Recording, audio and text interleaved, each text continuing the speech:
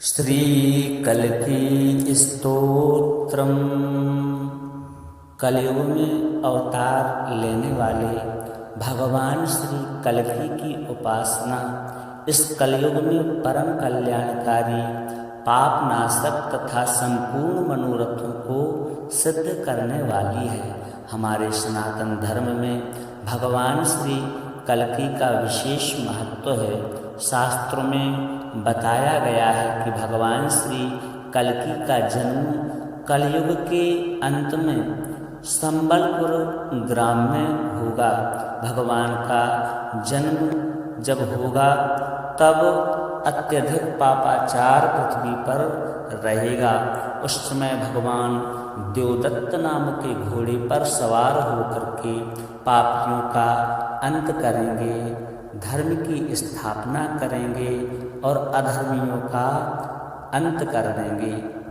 धार्मिक मान्यताओं के अनुसार भगवान श्री कल्की की उपासना करने से जीवन में सुख समृद्धि और ऐश्वर्य की प्राप्ति होती है। आज हम आपके लिए लेकर आए हैं श्री कल्की भगवान का अत्यंत ही चमत्कारी तथा महाशक्तिशाली स्तोत्र। इस स्तोत्र को इस कलयुग के सभी प्राणियों के लिए नित्य कम से कम एक बार अवश्य ही श्रवण करना चाहिए, जिससे सभी प्रकार के कलयुग के दोषों का अंत होगा और कलयुग की जो बुराइयां हैं उनका भी अंत होगा। और इस कराल कलयुग में सभी प्रकार के दुखों का, शोकों का, रोगों का और विपत्तियों का नाश करने वाला यह अत्यंत ही परम कल्याणकारी स्तोत्र है। सभी प्रकार की मनोकामनाओं को पूर्ण करने वाला यह पावन स्तोत्र है। भगवान श्री कल्की की कृपा प्राप्त करने के लिए इस पावन स्तोत्र को नित्य श्रवण करें। आइए श्रवण करते हैं। ओम श्री गणेशाय नमः। कल्की स्तोत्रम। सुशांतो वाच। जय हरे मराधिस सेवितं तव पदाम्बुजं भूरिभूषणं कुरु ममाग्रतः साधु सत्कृतं त्यज महामते मोहमात्मनः तव वपुर्जगद्रूप संपदा विरचितं सतां मानसे स्थितं रतिपतेर्मनोमोहदायकं कुरु विचेष्टितं कामलम्पटं तव यशो जगच्छुकनासिकं मृदुकथामृतं प्रीतिदायकं स्मितसुधोक्षितं चन्द्रवन्मुखं तव करोत्पलं लोकमङ्गलं मम पतेस्त्वयं सर्वदुर्जयो यदि तवा प्रियं कर्मणाचरेत् जहि तदात्मनः शत्रुमुद्यतं कुरु कृपां न चेदिद्रगीश्वरामहदहं युतं पञ्चमात्रया प्रकृतिजायया निर्मितं वपुः तव निरीक्षणालीलया जगत्स्थितिलयोदयं ब्रह्मकल्पितं भुवि यन्मरुद्वारितेजसां राशिभिः शरीरेन्द्रियाश्रितैः त्रैगुणया स्वया मायया विभो कुरु कृपां भवत्सेवनार्थिनां तव गुणालयं नाम पावनं कलिमलापहं कीर्तयन्ति ये भवभयक्षयं तापिता मुहुरहो जनाः संस्करन्ति नो तव जनो सतां मानवर्धनं जिनकुलक्षयं देवपालकं कृतयुगार्पकं धर्मपूरकं कलिकुलान्तकं संतनोतु मे मम गृहं पते पुत्रनात्रिकं गजरथैर्ध्वजैश्चामरैर्धनैः मणिवरासनं सत्कृतं विना तव पदाब्जयोः शोभयन्ति किं तव जगद्वपुः सुन्दरस्मितं मुखमनिन्दितं सुन्दरत्विषं यदि न मे प्रियं वल्गुचेष्टितं परिकरोत्यहो मृत्युरस्त्विहा हयवर भयहर करहर शरण खर तरवर सरदस बलदमना जय हत पर भर भवरनासं सस धर सत समरस भर मदना श्री कल्की देवार्पणमस्तु। सुशान्तो वाच जय हरे मराधिस सेवितं तव पदाम्बुजं भूरिभूषणं कुरु ममाग्रतः साधु सत्कृतं त्यज महामते मोहमात्मनः तव वपुर्जगद्रूप सम्पदा विरचितं सतां मानसे स्थितं रतिपतेर्मनोमोहदायकं कुरु विचेष्टितं कामलम्पटं तव यशो जगच्छुकनासिकं मृदुकथामृतं प्रीतिदायकं स्मितसुधोक्षितं चन्द्रवन्मुखं तव करोत्पलं लोकमङ्गलं मम पतेस्त्वयं सर्वदुर्जयो यदि तवा प्रियं कर्मणाचरेत् जहि तदात्मनः शत्रुमुद्यतं कुरु कृपां न चेदिद्रगीश्वरामहदहं युतं पञ्चमात्रया प्रकृतिजायया निर्मितं वपुः तव निरीक्षणालीलया जगत्स्थितिलयोदयं ब्रह्मकल्पितं भुवि यन्मरुद्वारितेजसां राशिभिः शरीरेन्द्रियाश्रितैः त्रैगुणया स्वया मायया विभो कुरु कृपां भवत्सेवनार्थिनां तव गुणालयं नाम पावनं कलिमलापहं कीर्तयन्ति ये भवभयक्षयं तापिता मुहुरहो जनाः संस्करन्ति नो जनु सतां मानवर्धनं जिनकुलक्षयं देवपालकं कृतयुगार्पकं धर्मपूरकं कलिकुलान्तकं संतनोतु मे मम गृहं पते पुत्रनात्रिकं गजरथैर्ध्वजैश्चामरैर्धनैः मणिवरासनं सत्कृतं विना तव पदाब्जयोः शोभयन्ति किं तव जगद्वपुः सुन्दरस्मितं मुखमनिन्दितं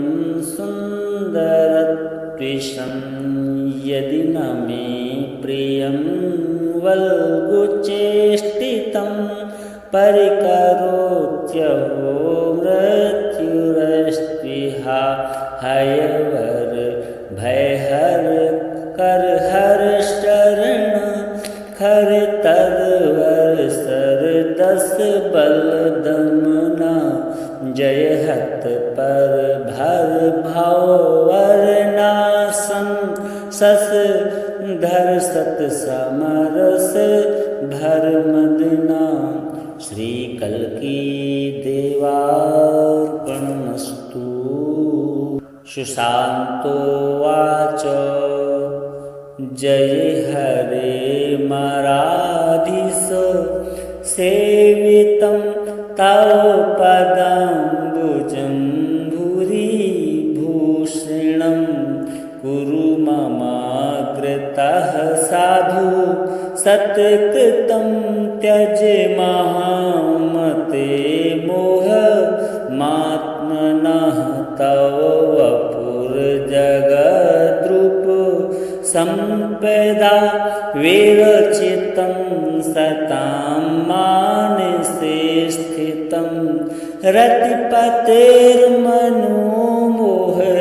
रतिपतेर्मनोमोहदायकं कुरु विचेष्टितं कामलम्पटं तव यशो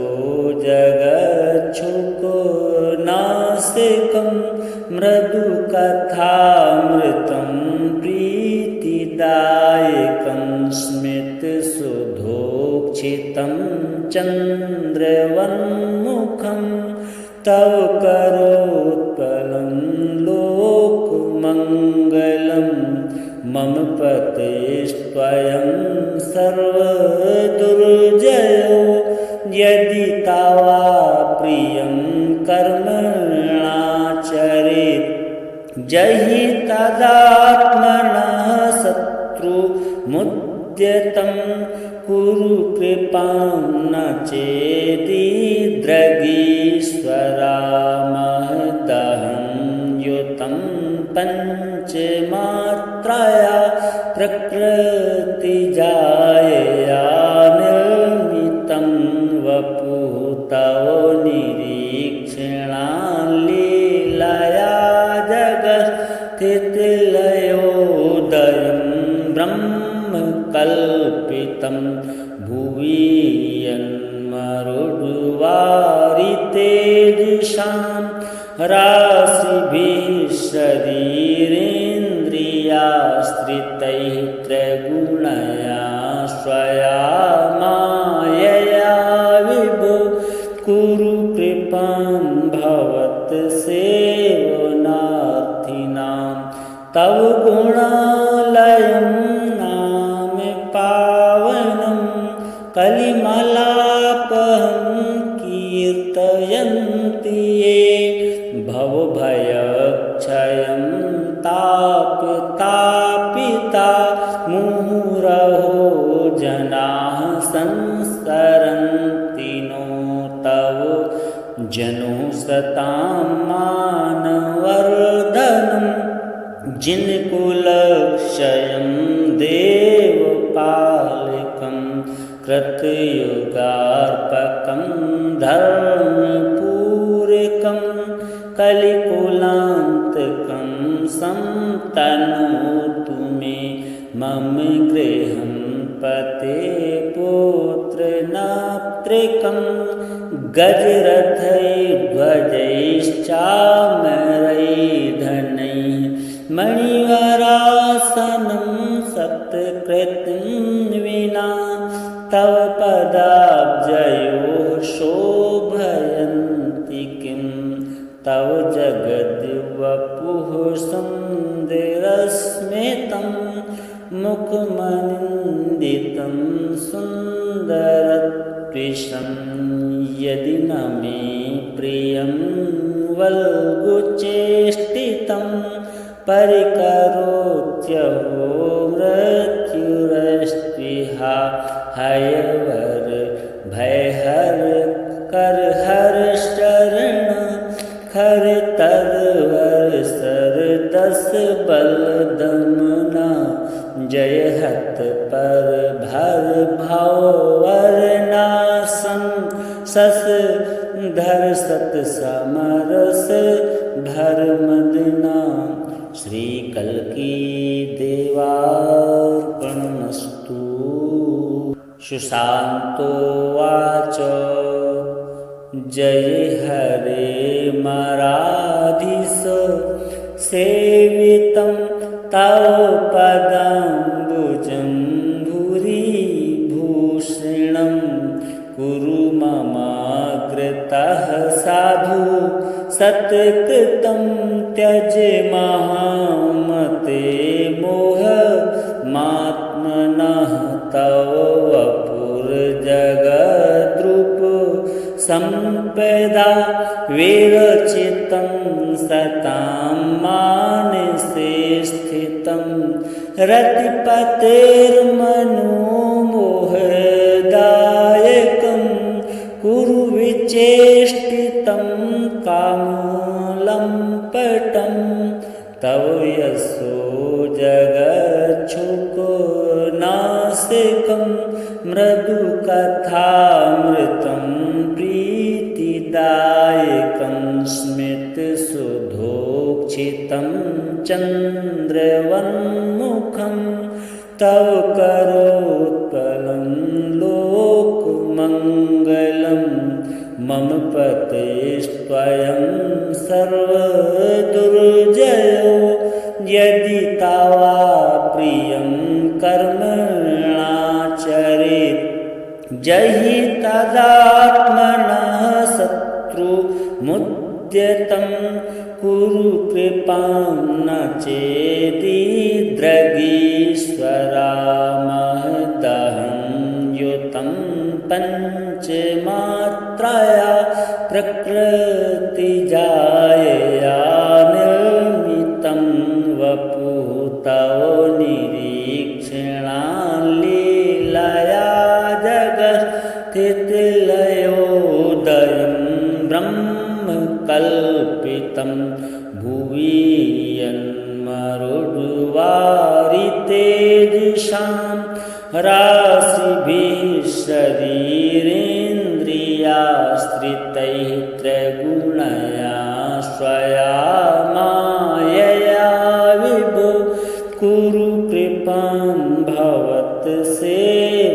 भवत्सेवनार्थिनां तव गुणालयं नाम पावनं कलिमलापहं कीर्तयन्ति ये भवभयक्षयं तापिता मुहुरहो जनाः संसरन्ति नो तव जनो सतां मानवर्धनं जिनकुलक्षयं देवपालकं कृतयुगार्पकं धर्मपूरकं कलिकुलान्तकं संतनोतु मे मम गृहं पते पुत्रनात्रिकं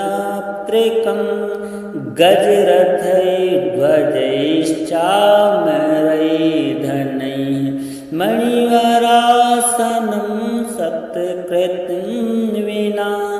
तव पदाब्जयोः शोभयन्ति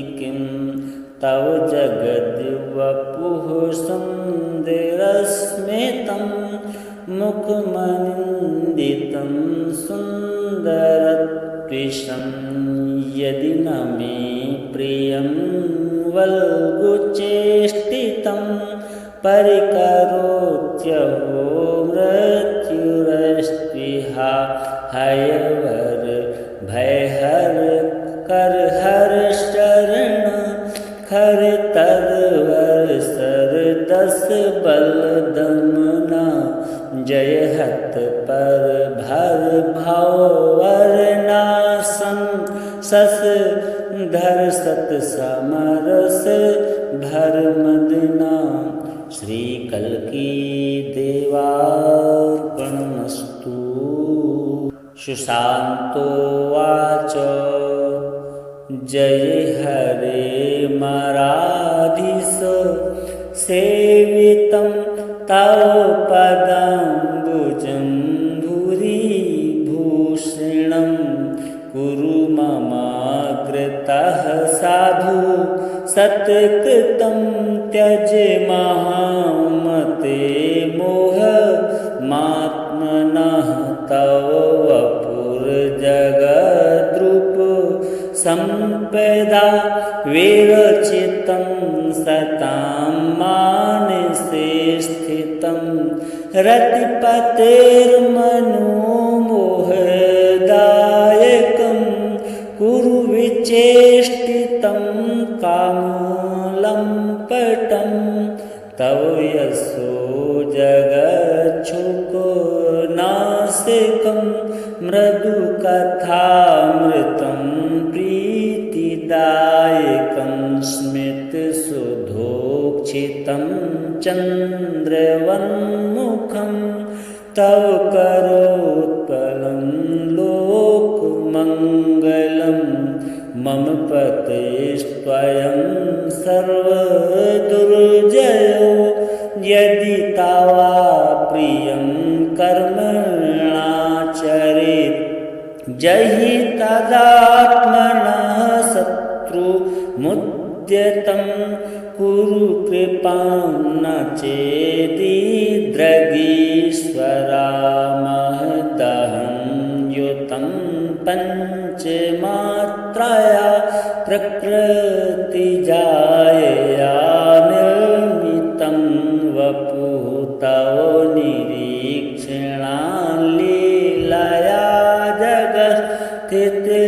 जगत्स्थितिलयोदयं ब्रह्मकल्पितं भुवि यन्मरुद्वारितेजसां राशिभिः शरीरेन्द्रियाश्रितैः त्रैगुणया स्वया मायया विभो कुरु कृपां भवत्सेवनार्थिनां तव गुणालयं नाम पावनं कलिमलापहं कीर्तयन्ति ये भवभयक्षयं तापिता मुहुरहो जनाः संस्मरन्ति नो तव जनो सतां मानवर्धनं जिनकुलक्षयं देवपालकं कृतयुगार्पकं धर्मपूरकं कलिकुलान्तकं संतनोतु मे मम गृहं पते पुत्रनात्रिकं गजरथैर्ध्वजैश्चामरैर्धनैः मणिवरासनं सत्कृतं विना तव पदाब्जयोः शोभयन्ति किं तव जगद्वपुः सुन्दरस्मितं मुखमनिन्दितं सुन्दरत्विषं यदि न मे प्रियं वल्गुचेष्टितं परिकरोत्यहो मृत्युरस्त्विहा स्पृहा हयवर भय हर कर हर शरण खर तरवर सर दस बल दमना जय हत पर भर भाव वरनासन सस धर सत समरस धर मदना। श्री कल्की देवार्पणमस्तु। सुशांतो वाच जय हरे मराधिस सेवितं तव पदाम्बुजं भूरिभूषणं कुरु ममाग्रतः साधु सत्कृतं त्यज महामते मोह मात्मनः तव वपुर्जगद्रूप संपदा विरचितं सतां मानसे स्थितं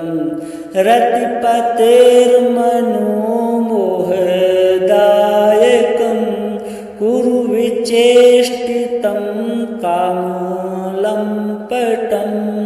तव यशो जगच्छुको नासिकं मृदुकथामृतं प्रीतिदायकं स्मितसुधोक्षितं चन्द्रवन्मुखं तव करोत्पलं लोकमङ्गलं मम पतेस्त्वयं सर्वदुर्जयो यदि तवा प्रियं कर्मणाचरेत् जहि तदात्मनः शत्रुमुद्यतं कुरु कृपां न चेदिद्रगीश्वरामहदहं युतं पञ्चमात्रया प्रकृतिजायया निर्मितं वपुः तव निरीक्षणालीलया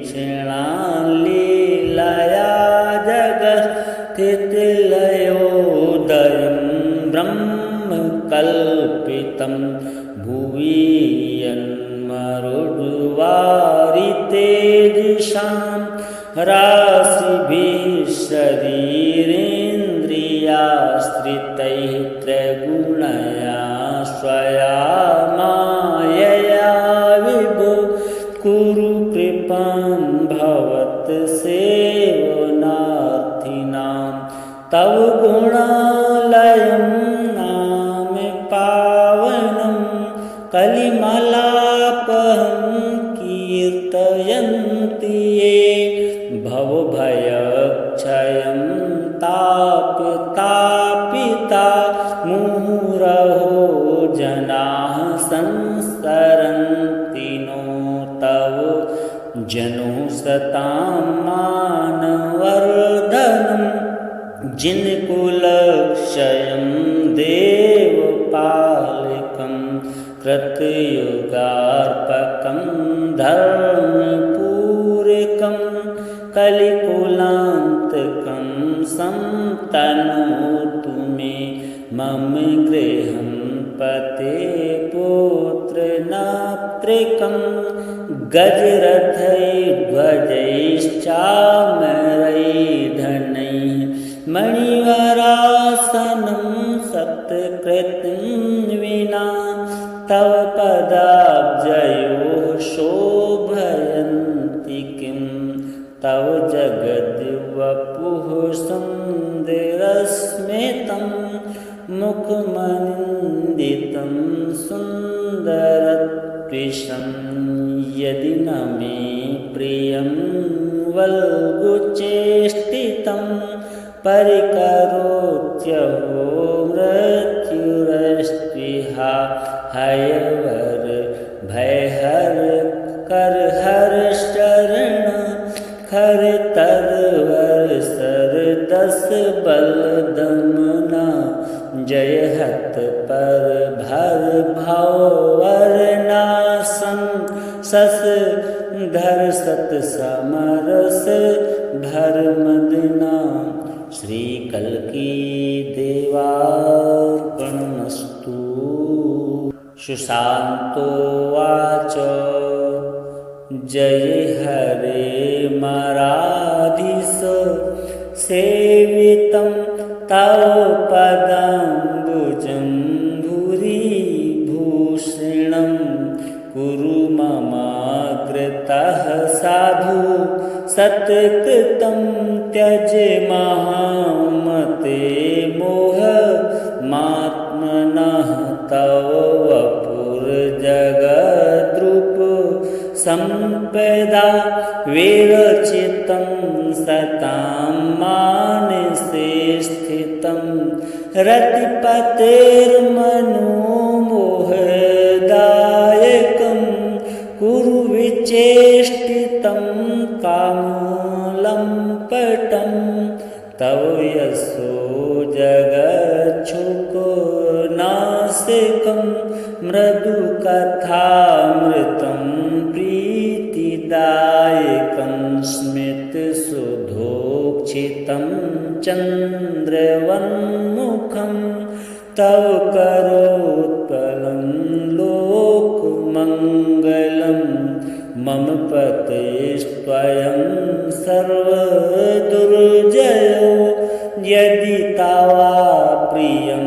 कर्मणाचरेत् जहि तदात्मनः शत्रुमुद्यतं कुरु कृपां न चेदिद्रगीश्वरामहदहं युतं पञ्चमात्रया प्रकृतिजायया निर्मितं वपुः तव निरीक्षणालीलया जगत्स्थितिलयोदयं ब्रह्मकल्पितं भुवि यन्मरुद्वारितेजसां राशिभिः शरीरेन्द्रियाश्रितैः त्रैगुणया स्वया मायया विभो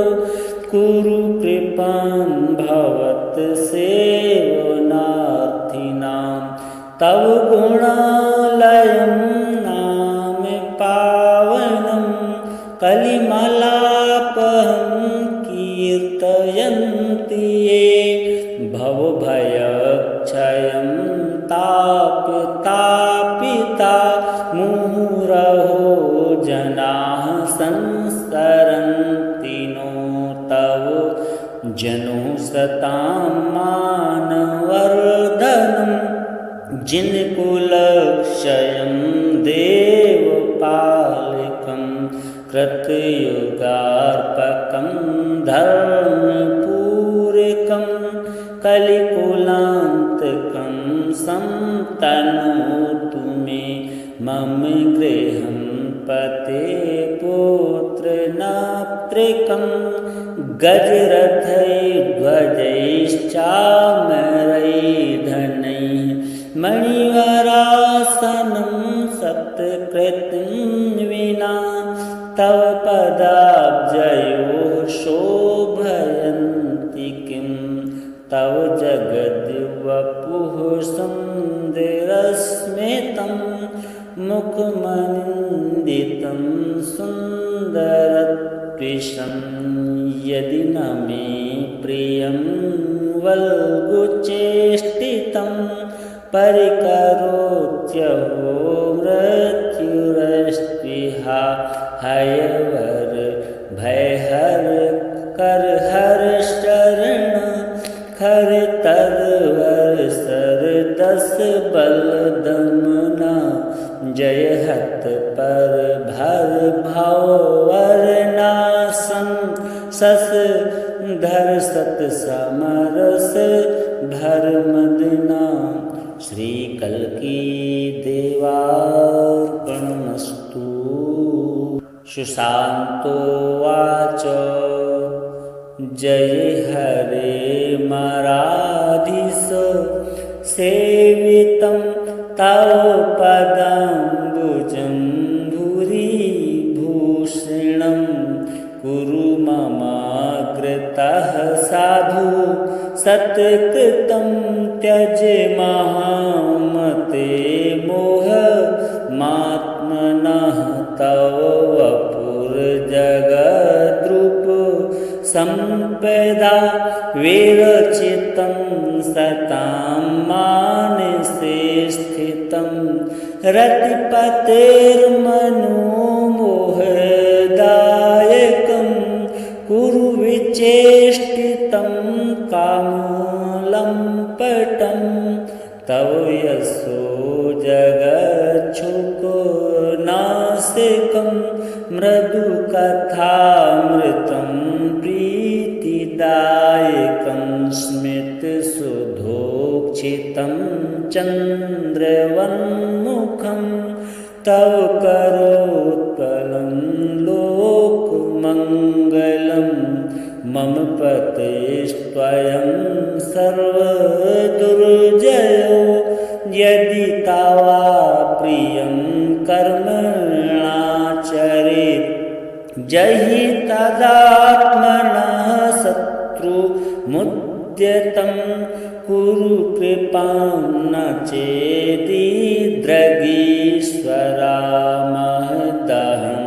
युतं पञ्चमात्रया प्रकृतिजायया निर्मितं वपुः तव निरीक्षणालीलया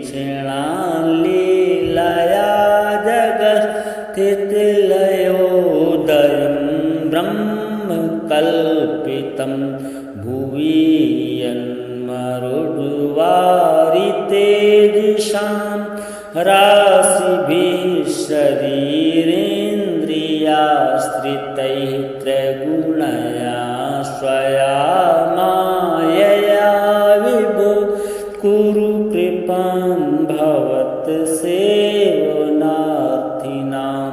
तव गुणालयं नाम पावनं कलिमलापहं कीर्तयन्ति ये भवभयक्षयं तापिता मुहुरहो जनाः संस्मरन्ति नो तव जनो सतां मानवर्धनं जिनकुलक्षयं देवपालकं कृतयुगार्पकं धर्मपूरकं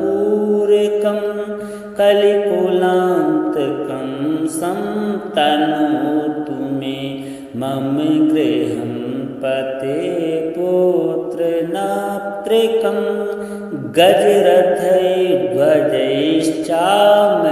गजरथैर्ध्वजैश्चामरैर्धनैः मणिवरासनं सत्कृतं विना तव पदाब्जयोः शोभयन्ति किं तव जगद्वपुः सुन्दरस्मितं मुखमनिन्दितं सुन्दरत्विषं यदि न मे प्रियं वल्गुचेष्टितं परिकरोत्यहो मृत्युरस्त्विहा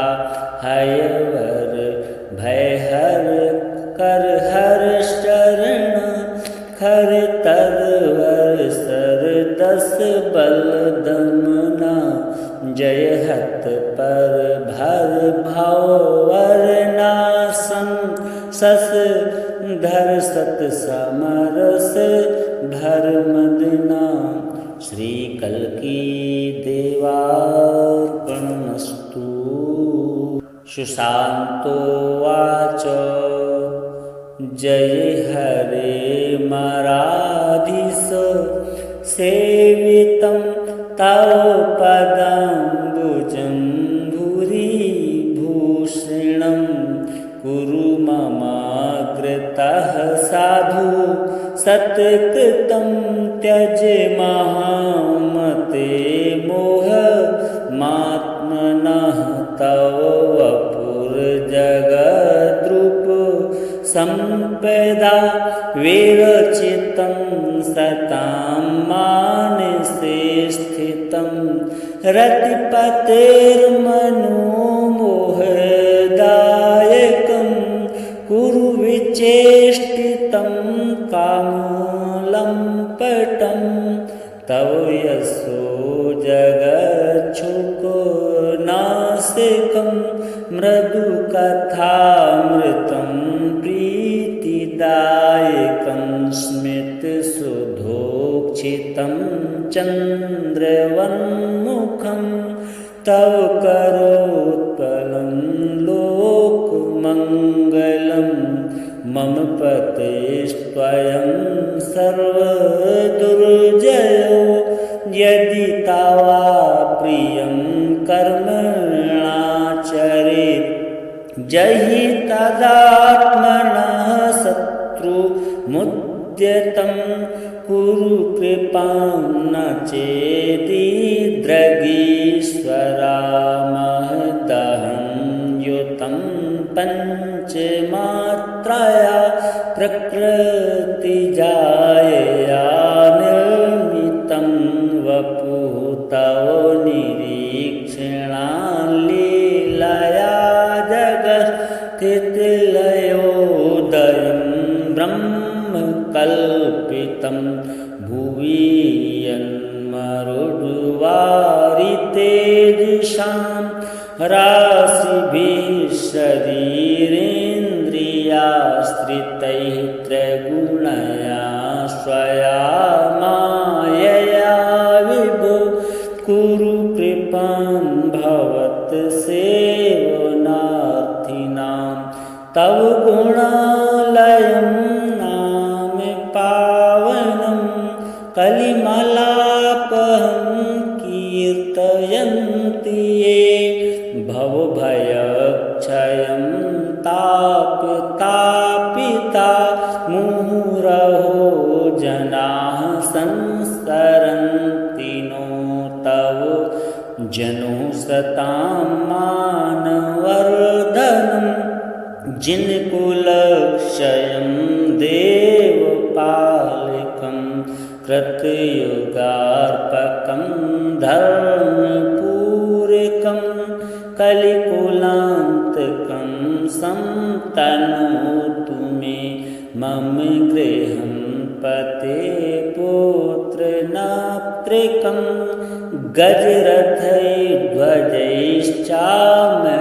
गजरथैर्ध्वजैश्चामरैर्धनैः मणिवरासनं सत्कृतं विना तव पदाब्जयोः शोभयन्ति किं तव जगद्वपुः सुन्दरस्मितं मुखमनिन्दितं सुन्दरत्विषं यदि न मे प्रियं वल्गुचेष्टितं परिकरोत्यहो मृत्युरस्त्विहा हयवर भयहर करहर शरण खर तरवर सर दस बल दमना जय हत पर भर भवर नासं सस धर सत समरस धर मदना श्री कल्की देवार्पणमस्तु। सुशांतो वाच जय हरे मराधिस सेवितं तव पदाम्बुजं भूरिभूषणं कुरु ममाग्रतः साधु सत्कृतं त्यज महामते मोह मात्मनः तव वपुर्जगद्रूप संपदा विरचितं सतां मानसे स्थितं रतिपतेर्मनोमोहदायकं कुरु विचेष्टितं कामलम्पटं तव यशो जगच्छुको न नासिकं मृदुकथामृतं प्रीतिदायकं स्मितसुधोक्षितं चन्द्रवन्मुखं तव करोत्पलं लोकमङ्गलं मम पतेस्त्वयं सर्वदुर्जयो यदि तवा प्रियं कर्मणाचरेत् जहि तदात्मनः शत्रुमुद्यतं कुरु कृपां न चेदिद्रगीश्वरामहदहं युतं पञ्चमात्रया प्रकृतिजायया निर्मितं वपुः तव निरीक्षणालीलया जगत्स्थितिलयोदयं ब्रह्मकल्पितं भुवि यन्मरुद्वारितेजसां राशिभिः शरीरेन्द्रियाश्रितैः त्रैगुणया स्वया मायया विभो कुरु कृपां भवत्सेवनार्थिनां तव गुणालयं नाम पावनं कलिमलापहं कीर्तयन्ति ये भवभयक्षयं तापिता मुहुरहो जनाः संस्करन्ति नो तव जनो सतां मानवर्धनं जिनकुलक्षयं देवपालकं कृतयुगार्पकं धर्मपूरकं कलिकुलान्तकं संतनोतु मे मम गृहं पते पुत्रनात्रिकं गजरथैर्ध्वजैश्चामरैर्धनैः मणिवरासनं सत्कृतं विना तव पदाब्जयोः शोभयन्ति किं तव जगद्वपुः सुन्दरस्मितं मुखमनिन्दितं सुन्दरत्विषं यदि न मे प्रियं वल्गुचेष्टितं परिकरोत्यहो मृत्युरस्त्विहा हयवर भयहर करहर शरण खर तरवर सर दस बलदमना जय हत पर भर भवरनासं सस धर सत समरस भर मदना श्री कल्की देवार्पणमस्तु। सुशान्तो वाच जय हरे मराधिस सेवितं तव पदाम्बुजं भूरिभूषणं कुरु ममाग्रतः साधु सत्कृतं त्यज महामते मोहमात्मनः तव वपुर्जगद्रूप संपदा विरचितं सतां मानसे स्थितं रतिपतेर्मनोमोहदायकं कुरु विचेष्टितं कामलम्पटं तव यशो जगच्छुकनासिकं मृदुकथामृतं प्रीतिदायकं स्मितसुधोक्षितं चन्द्रवन्मुखं तव करोत्पलं लोकमङ्गलं मम पतेस्त्वयं सर्वदुर्जयो यदि तवा प्रियं कर्मणाचरेत् जहि तदात्मनः शत्रुमुद्यतं कुरु कृपां न चेदिद्रगीश्वरामहदहं युतं पञ्चमात्रया प्रकृतिजायया निर्मितं वपुः तव निरीक्षणालीलया जगत्स्थितिलयोदयं ब्रह्म कल्पितं भुवि यन्मरुद्वारितेजसां राशिभिः शरीरेन्द्रियाश्रितैः त्रैगुणया स्वया मायया विभो कुरु कृपां भवत्सेवनार्थिनां तव गुणालयं नाम पावनं कलिमलापहं कीर्तयन्ति ये भवभयक्षयं तापिता मुहुरहो जनाः संस्मरन्ति नो तव जनो सतां मानवर्धनं जिनकुलक्षयं देवपालकं कृतयुगार्पकं धर्मपूरकं कलिकुलान्तकं संतनोतु मे मम गृहं पते पुत्रनात्रिकं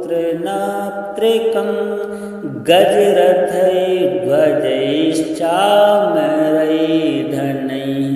मणिवरासनं सत्कृतं विना तव पदाब्जयोः शोभयन्ति किं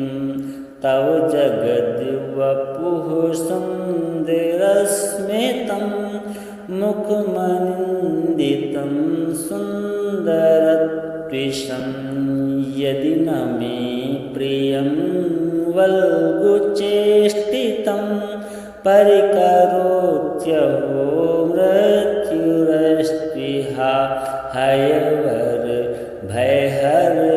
करहर शरण खर तरवर सर दस बलदमना जय हत पर भर भवरनासं सस धर सत समरस धर मदना श्री कल्की देवार्पणमस्तु।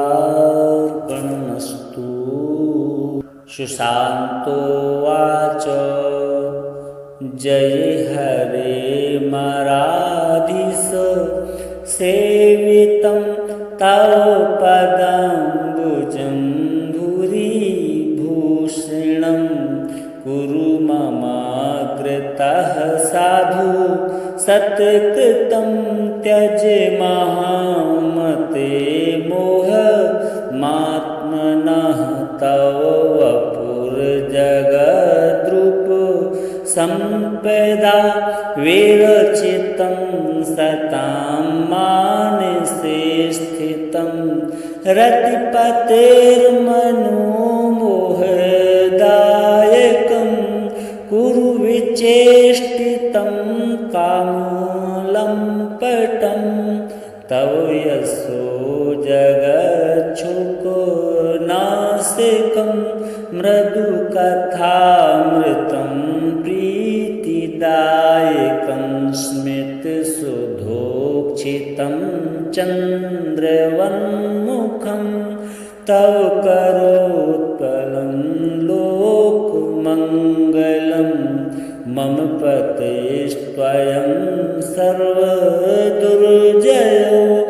यदि तवा प्रियं कर्मणाचरेत् जहि तदात्मनः शत्रुमुद्यतं कुरु कृपां न चेदिद्रगीश्वरामहदहं युतं पञ्चमात्रया प्रकृतिजायया निर्मितं वपुः तव निरीक्षणां लीलया जगत्स्थितिलयोदयं ब्रह्म कल्पितं भुवि यन्मरुद्वारितेजसां राशिभिः शरीरेन्द्रियाश्रितैः त्रैगुणया स्वया मायया विभो कुरु कृपां भवत्सेवनार्थिनां तव गुणालयं नाम पावनं कलिमलापहं कीर्तयन्ति ये भवभयक्षयं तापतापिता मुहुरहो जनाः संस्मरन्ति नो तव जनो सतां मानवर्धनं जिनकुलक्षयं देवपालकं कृतयुगार्पकं धर्मपूरकं कलिकुलान्तकं संतनोतु मे मम गृहं पते पुत्रनात्रिकं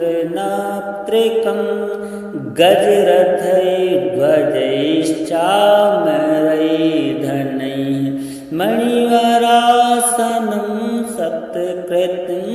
विना तव पदाब्जयोः शोभयन्ति किं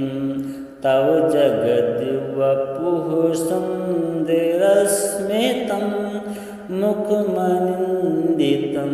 सुन्दरत्विषं यदि न मे प्रियं वल्गुचेष्टितं परिकरोत्यहो मृत्युरस्त्विहा हयवर भयहर करहर शरण खर तरवर सर दस बलदमना